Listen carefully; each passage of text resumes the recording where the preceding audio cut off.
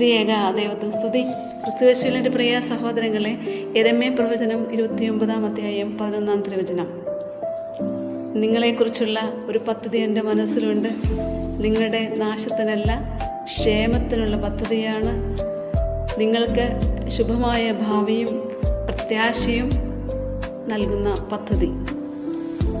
പ്രിയമുള്ളവരെ, പലപ്പോഴും നമ്മൾ തളർന്നും തകർന്നും ദുഃഖിച്ചും സങ്കടപ്പെട്ടും നിരാശപ്പെട്ടും ഒക്കെ നമ്മുടെ ജീവിതത്തെ മുന്നോട്ട് പോകുമ്പോൾ എത്രയോ പ്രത്യാശ നിറഞ്ഞ ഒരു കാര്യമാണ് ഇവിടെ നമുക്ക് കേൾക്കാൻ പറ്റിയത്.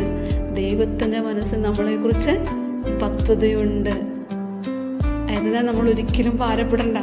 നമ്മളൊരു പദ്ധതിയും നമുക്ക് വേണ്ടി ഒരുക്കേണ്ട ആവശ്യമില്ല.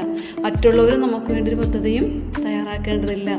മറിച്ച് ദൈവത്തിൻ്റെ മനസ്സിൽ നമ്മളെക്കുറിച്ച് പദ്ധതിയുണ്ട്. ദൈവം ഒരുക്കി നമ്മുടെ കയ്യിലേക്ക് തരുന്ന ഓരോ കാര്യങ്ങളും നമ്മുടെ നാശത്തിന് വേണ്ടിയല്ല.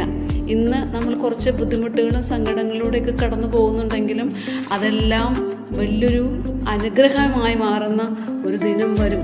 അതിനുവേണ്ടി നമ്മൾക്ക് കാത്തിരിക്കുവാനായിട്ട്, ശക്തിപ്പെടുവാനായിട്ട് ഈ വചനം നമ്മെ സഹായിക്കട്ടെ, ബലപ്പെടുത്തട്ടെ. ദൈവം നമ്മെ ഓരോരുത്തരെയും അനുഗ്രഹിക്കട്ടെ.